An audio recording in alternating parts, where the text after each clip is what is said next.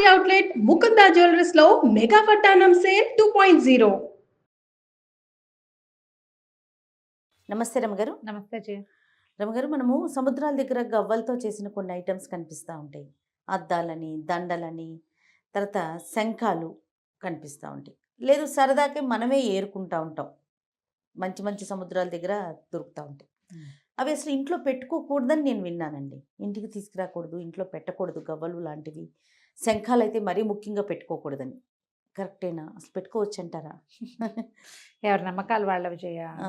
శంఖంలో పోస్తే కానీ తీర్థం తీర్థం కాదంటారు కాదంటాం. కదా. శంఖాలు లక్ష్మీదేవితో పాటు పుట్టాయి అని చెప్తారు. సముద్రంలో ఉన్న పాలకడల్లో వచ్చినాయి కాబట్టి వచ్చినాయి. చంద్రుడు, లక్ష్మీదేవి క్షీరసాగరంలో వచ్చారు కదా, వాళ్ళతో పాటే ముత్యాలు అవి పుట్టినాయి. దాంతోపాటు ఇక శంఖాలు అవన్నీ కూడా అక్కడ పుట్టినవేనని చెప్తారు. అక్కడే పుట్టాయి. ఇప్పుడు శంఖం ఏదైనా పురుగు గుల్లలు అవన్నీ కూడా లోపల పురుగు ఉంటుంది. అవును. ఆ పురుగు మరణించాక షెల్ ఖాళీ అయిపోయి కొట్టుకొచ్చేస్తుంది. ఇప్పుడు అది ఒక పురుగు తాలూకు ఇల్లు. క్లియర్గా మాట్లాడుకుంటే అంతే. షెల్స్ అంట. షెల్ అంటే అదే కదా. అయితే మనకి మన సాంప్రదాయంలోనే శంఖం ఖచ్చితంగా 2 విషయాల్లో మనకు చాలా ముఖ్యమైనది. తీర్థం తీసుకోవాలి. శంఖంలో పోస్తే కానీ తీర్థం కాదు. ఎంత తీర్థమైనా దాన్ని శంఖంలో పోస్తే అతి పవిత్రం అవుతుందని. అది ఎందుకు వచ్చిందో చెప్తాను. ఎందుకంటే అందులో కొన్ని ప్రత్యేకమైన శంఖాలు ఉన్నాయి, అందుకని అట్లా చెప్తారు. దాంతోపాటు శంఖనాదం చేయటం. ఈ శంఖనాదం ఎప్పుడు చేసుకుంటాం? మన ఇళ్లలో మన వైపు చెయ్యం. ఈ నార్త్ ఇండియాలో కొన్ని చోట్ల ఖచ్చితంగా ఇళ్లలో శంఖం మూ అని పూరిస్తారు. బెంగాలీలు కదా వాటిలలో బాగా కనపడతాయి. అవి సాధారణంగా సామూహిక పూజల్లో, దేవాలయాల్లో, మఠాల్లో, పీఠాల్లో తప్పకుండా శంఖనాదం చేస్తారు. శివాలయంలో శంఖనాదం చేయటం, శంఖం పూరించటం భగవంతునికి ఒక సమర్పణ. పూజ జరుగుతోందని చుట్టుపక్కల వాళ్ళకి తెలియటం. యుద్ధాల్లో శంఖం పూరించారు. మనకు తెలుసు విష్ణుమూర్తి యొక్క శంఖం పేరేమిటి? పాంచజన్యం. అవును, బాగుందా? కృష్ణుడు మన అర్జునుడికేమో మన ఆయనకి ఇంకో శంఖం ఉంది, దేవదత్తం కాబోలు. ఇట్లా ప్రతి వాళ్ళ శంఖాలకి పేర్లు వేరే వేరే ఉన్నాయి. విష్ణుమూర్తి యొక్క ఆయుధాలలో, పంచాయుధాలలో శంఖం చాలా ప్రత్యేకమైంది. 2వ ఆయుధమే శంఖ చక్రాలు వరుసగా చెప్తారు. అవునవునండి. పైగా 2వదే కాదు, అది మొదట చెప్పేదే శంఖం. ఓకే. ఆయన వస్తున్నానని పూరిస్తాడు, వచ్చేస్తున్నానని చెప్పడానికి, అవును, యుద్ధానికి సన్నద్ధం అవుతున్నానని చెప్పడానికి కూడా శంఖమే పూరిస్తారు. అవును. శంఖం అప్పుడు యుద్ధాల్లో మొదలు పెట్టేటప్పుడు శంఖనాదం చేయబడుతుంది, ఆపేసేటప్పుడు శంఖనాదం చేస్తే ఎక్కడ వాళ్ళు అక్కడ ఇంకెవరిని కొట్టకూడదు. వాడు దొరికినా సరే వదిలేయటమే అంతే. శత్రువు దొరికినా ఇంకా వాడిని చంపకూడదు. చంపితే అధర్మ యుద్ధం అయిపోతుంది. శంఖనాదానికి అంత ప్రత్యేకత ఉంది. మనం ఎన్నెన్ని కథల్లోనో వింటాం. అవును. ఈ శంఖము విష్ణు స్వరూపమని, లక్ష్మీ స్వరూపమని భావిస్తారు. కుప్పలు తెప్పలుగా శంఖాలు పెట్టుకోక్కర్లేదు. మనం ఇంట్లో తప్పకుండా ఒక శంఖాన్ని ఉంచుకోవచ్చు. దక్షిణావర్త శంఖం అంటారు. అది కుడివైపుకి వంపు తిరిగి ఉన్న శంఖాన్ని దక్షిణావర్తం అంటారు. ఈ తీర్థం వేసే శంఖం వేరు, పూరించే శంఖం వేరు. పూరించేవి ఉంటాయి. Okay okay. శబ్దం వస్తుంది అందులో నుంచి. ఓకే. ఈ దక్షిణావృత్తంలో నుంచి శబ్దం వస్తుందని నేను అనుకోను. ఆ దక్షిణావృతాన్ని చెవి దగ్గర పెట్టుకుంటే సముద్రపు ఘోష వస్తుంది లోపల నుంచి. అంటే లోపల ఇట్లా మెలి తిరిగి ఉంటుంది, గాలి లోపలికి వెళ్ళి బయటకు వస్తుంది.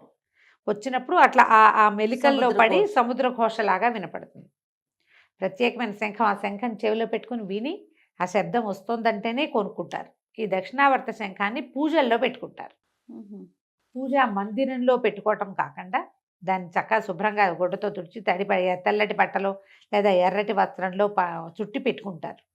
అభిషేకం చేసేటప్పుడు ఆ తీర్థాన్ని శంఖంతో సమర్పిస్తారు. ఓకే. ఆ తీర్థాన్ని శంఖంతో ఇస్తారు మనకి. కొన్ని పీఠాలలో కనపడుతుంది శంఖంలో ఉన్న తీర్థాన్ని వేయటం.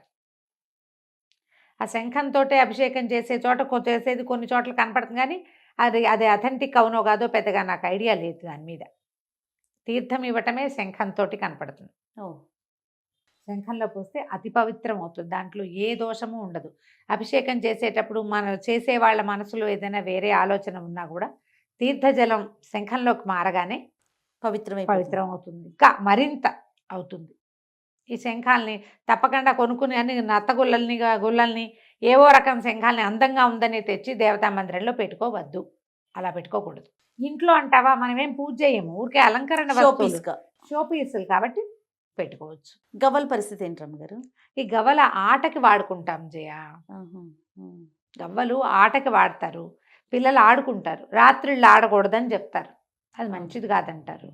గవ్వలు తెచ్చుకోవచ్చు మనం. అది మా ఆల్చిప్పలు, ఆల్చిప్పలు. ఆల్చిప్పలు తెగ్గొనుకో ఏరుకొచ్చేస్తాం.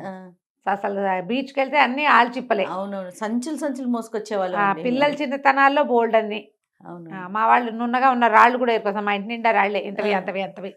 చాలా అద్భుతంగా ఉందిరా, ఇది నీకోసమే తెచ్చానని కూడా ఒకటి ఇస్తుంటాడు మా వాడు. నీకు నచ్చిందని, సోపుల్లాగా ఉండేవి, సబ్బులాగా కనపడుతుంది, అవన్నీ ఉంటాయి ఇళ్లలో. వాడికి ఏం అయిపోదమ్మా, అంత భయపడక్కర్లా. దానివల్ల అద్భుతం జరిగిపోతుందని భావించకండి. ఏది లేదు, మంచి లేదు, చెడు లేదు, చెడు అదొక లేదు, వస్తువు ఒక అంతేనంటారా? వస్తువు. మనం దేవతా మందిరంలో పెట్టుకోదలిస్తే మీ ఇంట్లో అభిషేకం చేసే అలవాటు ఉంటే, మ్మ్. అభిషేకము ఒక మడి పద్ధతి, ఒక తీరు ఏర్పాటుగా ఉంటే, అప్పుడు శంఖంతో కూడా మీరు ఏదైనా అలాంటి క్రియల్లో పెట్టుకోవచ్చు. శంఖాన్ని కూడా ఓకే. పూజలో శంఖాన్నే పెట్టుకుంటే ఏదైనా వస్తుందని నేను అనుకోను. మ్మ్. ఇది వరకు అటు ఇళ్లలో అలా ఏం కనపడేవి కాదు పెద్దవాళ్ళ ఇళ్లలో. ఎక్కడ అంటే ఇలా పూజలు అవి చేసే ఇళ్లలో కూడా చాలా కొద్ది మంది దగ్గర శంఖాలు ఉండేవి. దక్షిణావర్తమే మంచిది. మీరు వాడతారా రమ్మగారు? మా ఇంట్లో కూడా ఒక దక్షిణావర్తం ఉంది. మాకు కూడా ఎవరు తెచ్చిచ్చారు, మా మరిది గారు తెప్పించారేమో మరి. ఒక బాక్స్లో ఉంటుంది, శుభ్రమైన బాక్సు. అది ఎడాపెడా ఏ చేత్తో పడితే ఆ చేత్తో ముట్టుకోము, దాన్ని కింద పెట్టకూడదు, శంఖాన్ని నేల మీద పెట్టకూడదు అని చెప్తారు. ఒక చిన్న మన పళ్ళేలు ఉంటాయి కదా, చిన్న అరివేణం లాంటిది, దాంట్లో పెట్టి పెడతారు. దానికి ఒక గంధం బొట్టు పెట్టి ఒక కుంకుమ బొట్టు పెట్టడము. అభిషేక వ్యవహారం అంతా అయిపోయాక శంఖాన్ని శుభ్రంగా తడి లేకుండా తుడిచేసి మళ్ళీ బాక్సులోకి వెళ్ళి లోపలికి వచ్చుంటుంది. పూజా మందిరంలో పెట్టుకోమని మాత్రం ఎవ్వరు చెప్పరమ్మా. దానికి పూజ కాదు, శంఖానికి పూజ కాదు, శంఖంతో పూజ. మనం ఏదైనా పెద్ద ఉత్సవాలు అవి చేసుకునేటప్పుడు, పెద్ద పెద్ద అభిషేకాలు, సహస్రలింగార్చన చేస్తాము, అట్లాంటి చేసుకుంటారు, కార్తీకంలో చేస్తాం కదా. అలాంటప్పుడు మనం శంఖనాదం చేయటం కూడా భగవంతునికి అదొక సమర్పణగా చేస్తామన్నమాట. ఓకే. అంత మటుకే మీరు తెచ్చుకోవచ్చు, ఏరుకుని తీసుకొచ్చుకోవచ్చు, ఎక్కడైనా గొలుసులాగా గుచ్చి వేళ్లాడేయచ్చు.